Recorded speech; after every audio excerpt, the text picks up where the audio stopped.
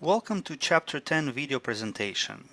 Chapter 10 is devoted to the topic of project communications management, that is, communication in the context of IT or telecom project management. Chapter 10 will have the following 6 parts.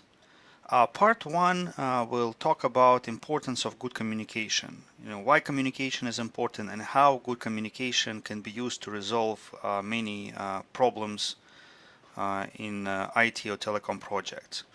Part 2 is devoted to the overall project communication management process. In other words, what are the main steps that a project manager or somebody who's responsible for communications in a particular project, so what are those steps that this responsible for communications person needs to go through in order to instill and manage the communication process in the context of IT or telecom project management. Part 3 will talk about improving communication effectiveness. Here we will talk about various ideas and theories and techniques for making communication more effective.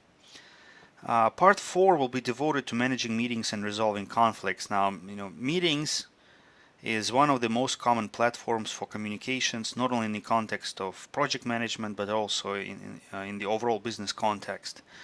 And unfortunately, conflicts happen not only during those meetings, but throughout any project or throughout any kind of other arrangement within an organization. So it's very important to know how to manage those meetings and how to resolve conflicts during those meetings or even outside of those meetings.